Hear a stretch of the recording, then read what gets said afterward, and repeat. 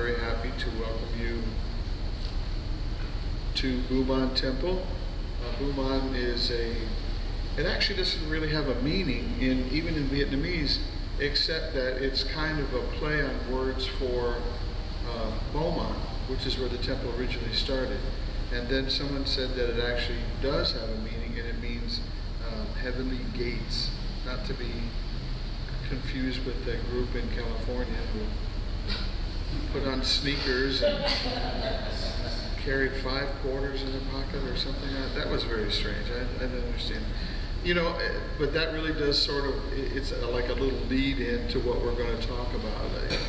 You know, our lives, when we spend time and we reflect, actually go to a party. Go to a party where people are just having fun and listen, and people are just doing normal drinking and all that kind of stuff. Now, I'm not going to tell you to go out and get drunk, right? Because we don't do that. Buddhist monks don't drink, and you know, one of the precepts that we have is that you don't drink to excess, to heedlessness. If you go out and have a drink, you go out and toast somebody in champagne, somebody's getting married, whatever, you know, those things are fine. But you don't want to go to excess, right? Listen to the laughter. And if you're there long enough, how long does it take before the laughter becomes kind of brittle? Where the alcohol has been freely flowing, and now when people were just happy, now there's a little edge. There's a little edge to their voices. And then you may be there long enough where 2 people start getting angry with each other. And you've seen it all 1,000 times. You may have experienced it yourself. Inside, at the subconscious level, all of us carry, well, most of us, some of us have let it go, but all of us have the propensity to carry a lot of anger. A lot of anger. And if you just look at those people in that party, how about if you go to a baseball game or a football game and you hear the people rattle and everything else, and sometimes it's part of the game. Hey, batter, batter, batter, you know, doing that kind of thing, you know, kind of rattle the guy because you want your team to win. And then you come out with expletives and you start, he should have had that ball. And I mean, people get very angry. And they allow their anger to surface at a game. How important can the game be? The players don't get that crazy. Of course, they're getting paid millions of dollars, but right, there's a little bit of difference.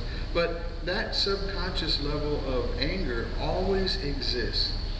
It always exists until we can bring it up and look at it and say, you know, why am I so angry? And this is in everyday life. You can be driving down the street and be listening to a song, listen on the radio, and all of a sudden the song ends, and then you're sitting there thinking about something that's happened or something that went on, and somebody cuts in front of you, and you know, you get all crazed. And why do we do that? Because that level of anger is right there. Because deep down inside, life is not what we thought it was going to be. Just like I work now, right? It was more fun being in school. It was more fun. I know all of you have a time in your life that was more fun than you've reached at this point, right? Because now you're worried. Now I'm getting older. The hip is going, and the back is out, and you know, my feet are flat, and my fingers are round, and my face is chubby, and my hair is falling out. All these things. We're worried about all those things because that's what we do. We try to cling to everything that we've ever had because that's our nature. Our nature is to hold on and cling to everything. How many of you have t-shirts? How many guys have t-shirts that you've had since you were 15 years old? Look at every single guy in this room went like they can't keep that hand down. Why? They're all rotted. It'd be good. Bring them over and do cars. We have cars here. You can bring them over and do wax. You go wax on, wax on. Right? I mean, it would be a wonderful thing to come over, and great for me because I don't do cars. But I do have t-shirts. Even as a monk, I do have t-shirts. People are constantly trying to release tension. And sometimes a nervous laughter is releasing tension. Sometimes going for a massage, even something as simple as yawning. Yawning can mean two things. One, your brain isn't getting enough oxygen, but the other one is you yawn because you're slightly nervous. Isn't that funny? We have all these little things we don't even know about. It's very, very strange. It's almost as if we're caught in sort of a perpetual magnet that we draw all the things towards us that make us angry, or we participate in things that make us angry. And sometimes we're happy. And that fades fast too. But you need to know that your anger will also fade fast. If you're, how many of you could stay laughing for an hour? It's almost impossible. I mean, for an hour? I mean, I can't do anything for an hour but sleep. You know, I could maybe eat for an hour. If I eat really slow, small bites. Everybody that knows me said, you know, you really look like you, he eats a little. He doesn't eat a lot. But how many of us feel like if I could find someone who really loves me, if I could have curly hair, if I could have hair, if I could lose 20 pounds, if I could own that car, if I could have a jacuzzi, you know, are all those things really, really important? And if you had those kinds of things, would they really make you happy? For a while. A Jaguar would make me very happy for a while. But what happens if it breaks down? I had a Honda that lasted a long time before this Jaguar, right? And then you start thinking, well, maybe it's not what you thought it was going to be. Or you paint a room, and the room is the color that you go and you pick it out and you go and you get it home and you put it up on the walls and it doesn't match the tile.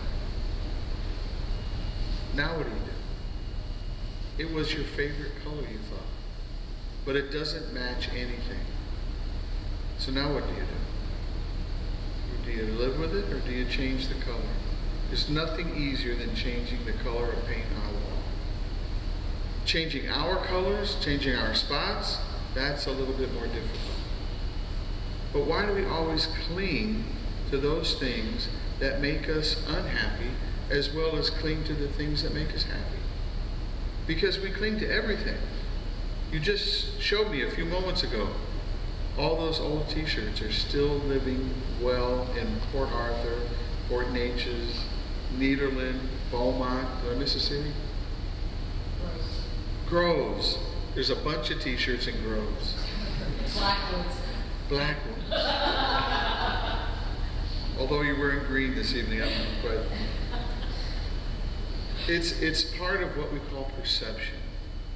You know, we perceive things by looking at them. But do you know we actually ignore 90% of the stimulus that comes through our senses?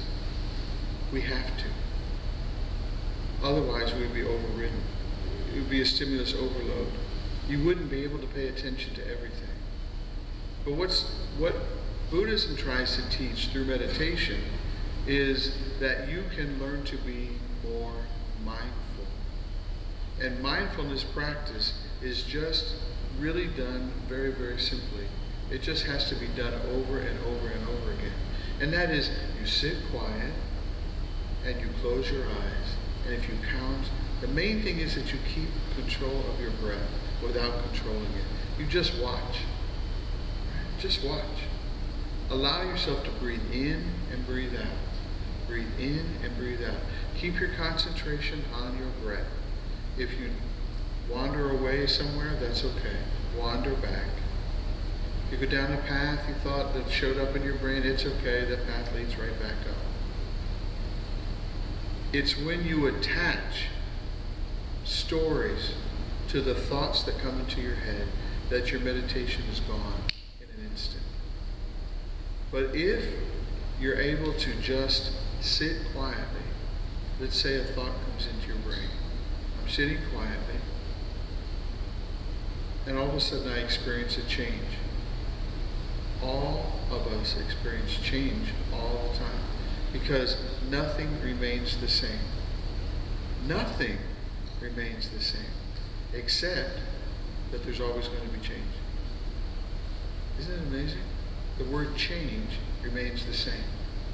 The object of the word always changes. All of us change. All of us. Did you look the same as you looked 5 years ago? How do you know? You look in the mirror and you go, you know what? I looked a lot different 5 years ago.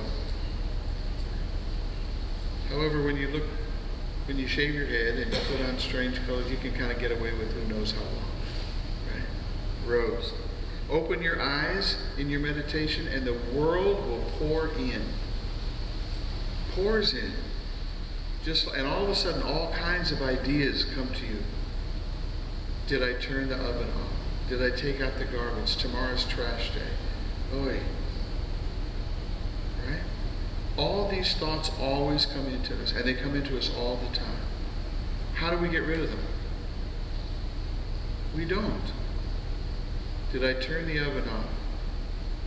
Okay, if I did, I did. If I didn't, I didn't. Let it go. Once you identify it, it disappears. It's sort of like when we talked before about pain and sitting.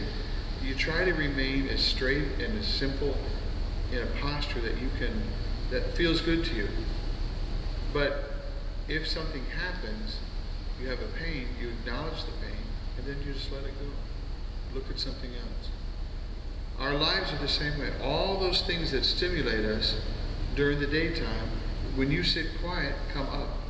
That's why I usually tell you, practice in the morning when you practice at home. And do practice, even if you just sit on the edge of your bed. If you sit on the side of your bed and wake up in the morning, and that's how you wake up, then sit at the bottom of the bed. Move the clothes out of the way. And sit. How many people put clothes at the bottom of their bed? See?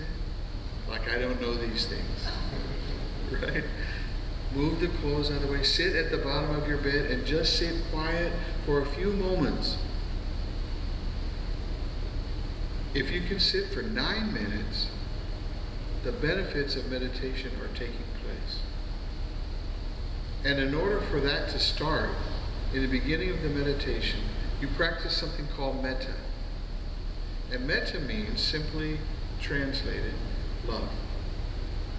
So you practice metta with yourself. May I be happy. May I be well. May I be free. Or any of the things that you want to be.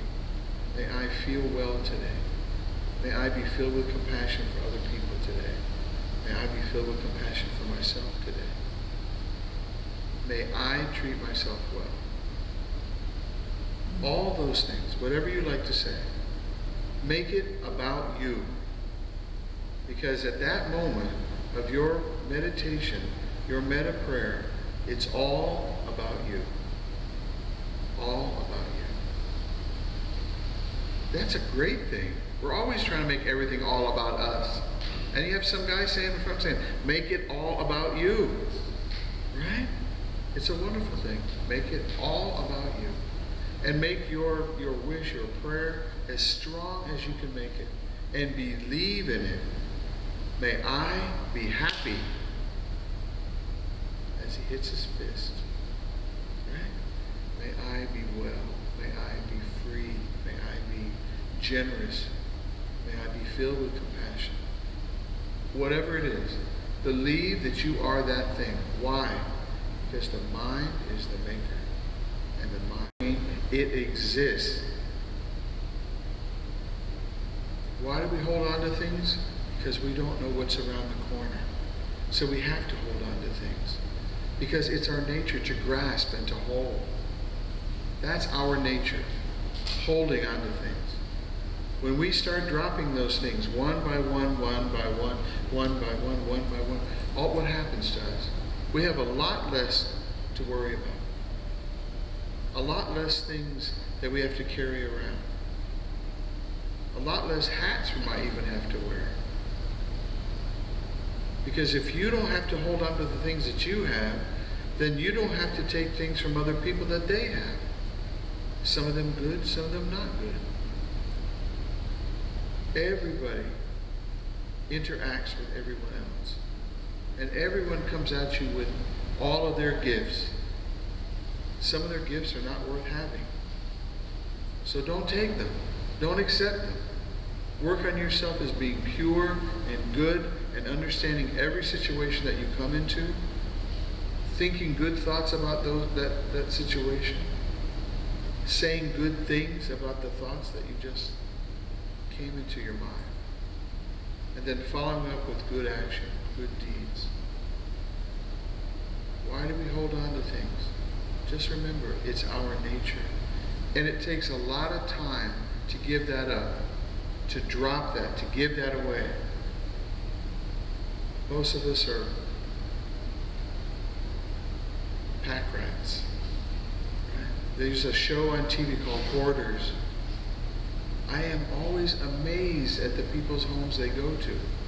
Now, none of you are like that. Right? If you could have seen the temple before, there were hoarders here.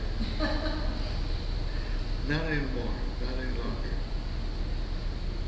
You know, and at the same time, when you open your eyes and the whole world comes in and you perceive all these things you want, things you have to take care of. Because if you own it, you have to take care of it. Right? The Buddha never said you have to be poor. And I don't preach, what is that type of gospel? Where you make a lot of money and prosperity gospel. That's not the way. I just tell you, if you do own something, take care of it. But realize you really don't own it. You just are the caretaker for that object or that idea or that home or that family while you're alive. Really alive. Because when you pass away, none of those things that you have are going to mean anything to you. But luckily, there's plenty of humans who are grasping at things, who are going to want to split up everything that you own and take it home and fill their filled houses. Right? Because it means something. It means something. What does it mean really? Is it the person that you're trying to remember? Are you afraid that if you don't have something from a person who passed away that you're going to forget them? The memory is not in the vase or the jar or the cookie cutter or the planter or the knee pads. Right? It's not in that. The memory is in your mind.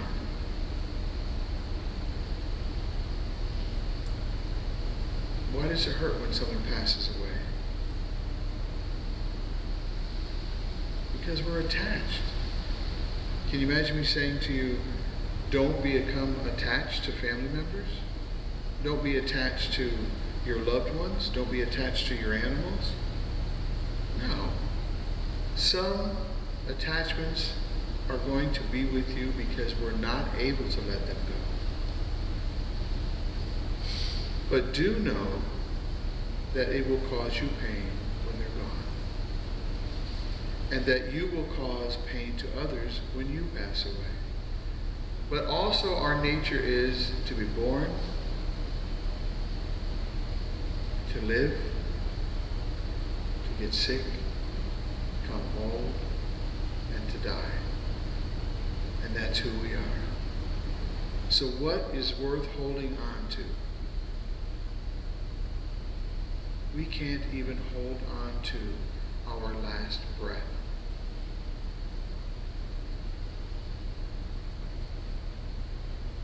So what worth is there with anything that we have if we have to protect it? We let them go. And the idea of ownership is a lot lighter. You remember the commercial years ago of of a Native American chief. And they said what we're doing to the land, polluting the land. And he's with a tear running down his cheek. And I was always amazed at that. And I met a Native American person, and he told me a story about land. He said we had a hard time being confined to one place.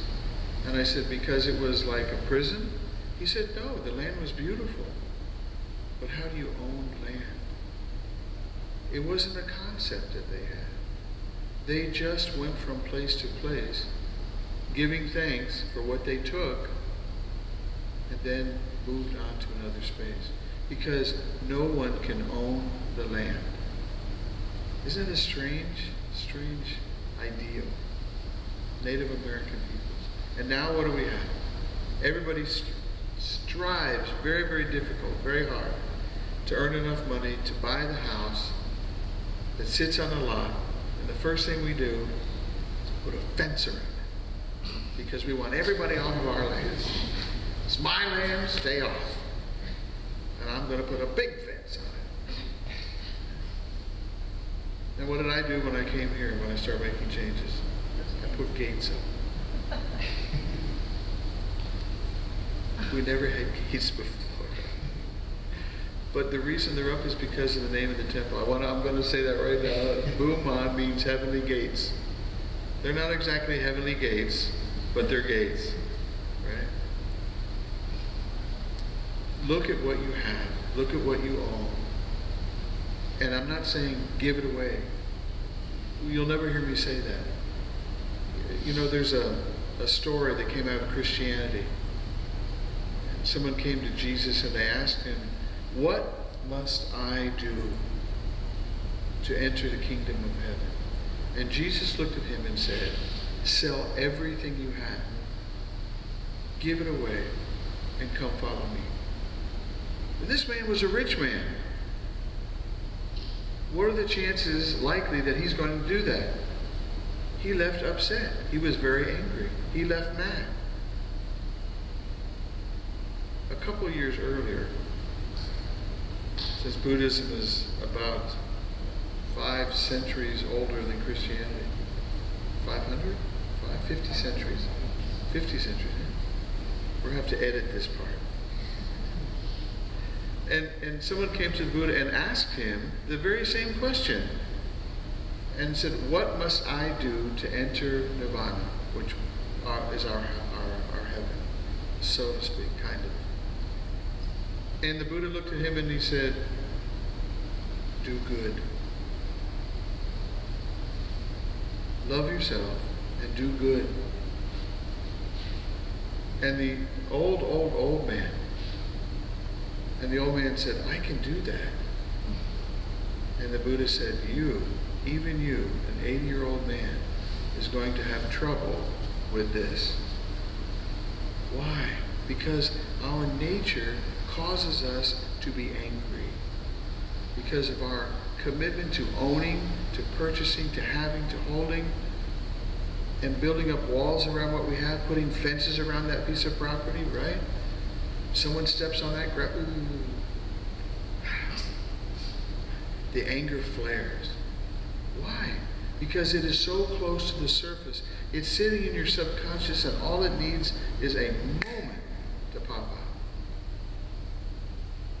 Someone told me recently that's known me for a very long time. They said, you have never been as calm as you are now, and peaceful. And you radiate that. And I said, I've never been 60 before. And isn't the truth? You do kind of slow down. But how many of us know angry old people? Really angry old people. What is it they did not learn in age that keeps them so angry? They don't have peace. And they don't realize it is our nature to be born, live, get sick, get old, and die. If we really, really, really understand that one phrase, it changes our entire life.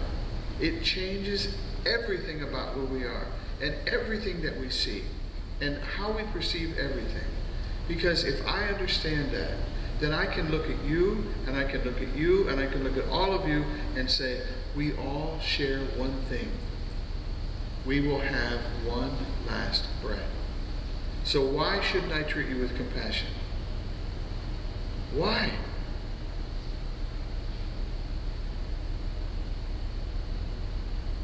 What does Buddhism mean? It's just a system to teach us how to realize who we are and to master ourselves, master our minds. Because in the mind, everything exists. How many of us can come up with a brand new idea that's never been thought before?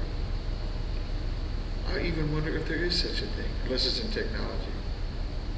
If they can make a cell phone this big now.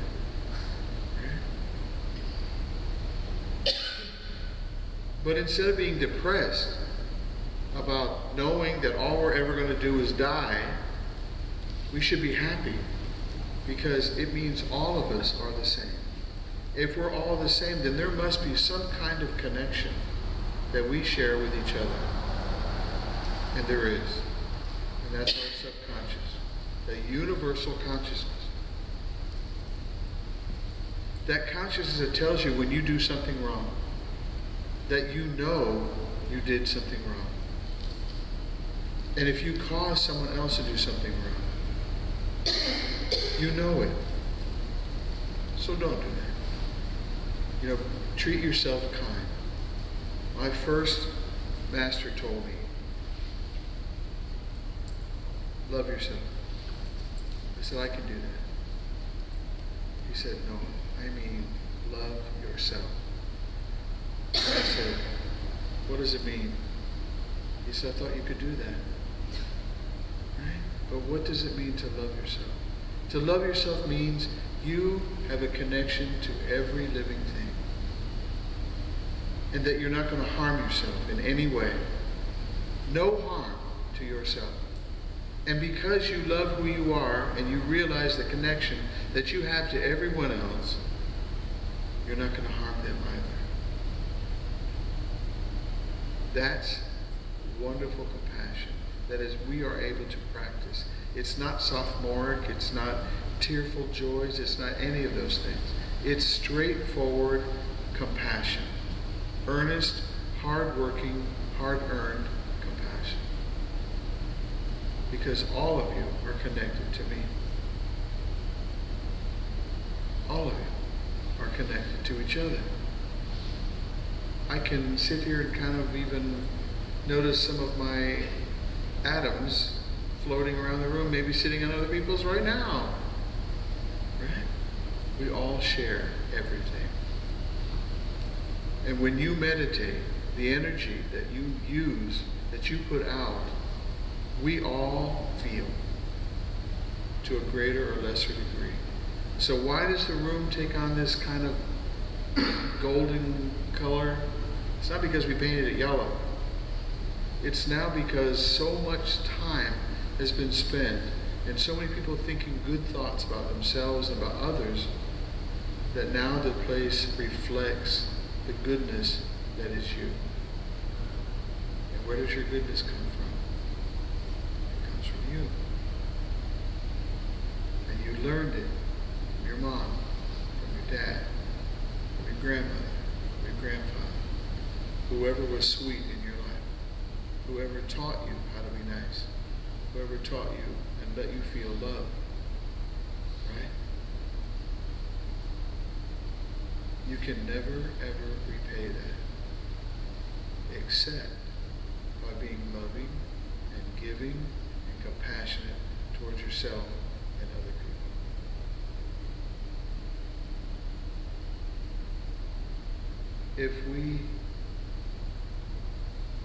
If it's our nature to be born and live and then die, it's also our nature to be good, because it is a behavior that we can use, because we've learned it. We've always heard goodness comes from someplace else, but goodness comes from your heart, because you learned what goodness is. And you can thank the people who were around you when you were young who taught you that love. Because that's what you're going to use to love other people. And realize also that they're not going to be here forever. But you can pass on that love that you receive to other people. And you can use it in every part of your life. Every part. When someone does wrong to you, forgive him. Use skillful judgment and forgive them. When you do something wrong, agree that it was unskillful behavior and change the behavior and then be more skillful. And forgive yourself. And if you have a talent that you're not using, use it. If you can paint, paint. If you can teach, teach. If you can garden, plant flowers. Make this world a better place by making your own space better.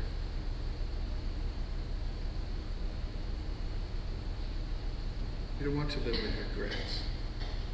Regret is going to bed at night knowing that you could have said something nice and didn't say it. Missing something that you should have done. So when you go home and you practice your you practice your meditation, say thank you to yourself. Be happy with who you are. Be happy with the choices that you've made. And if you're not happy with all the choices, then forgive yourself. Agree that it was unskillful. And then let it go. Remember, our nature is to hold on to everything, even the bad things, especially the bad things. Because that's where the anger is coming from, in our subconscious. We hold on to everything. Let those things go. Let them go. The only thing that's going to last forever is change. Your karma is not written in stone. Who you were yesterday may be who you are today, but it doesn't necessarily have to be who you are tomorrow. Because if there's something about you don't like, make subtle changes today.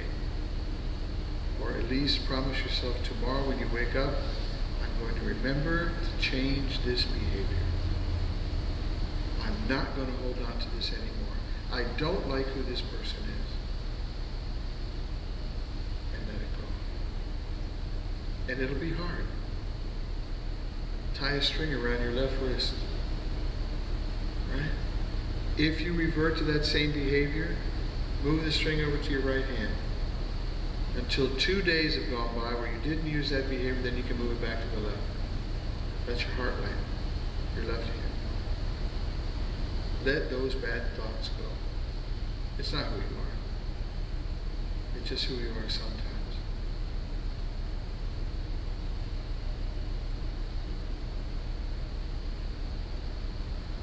Let the distractions come and let them go.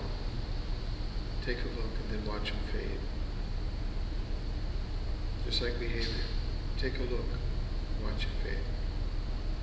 Thank you all for being here. I wish you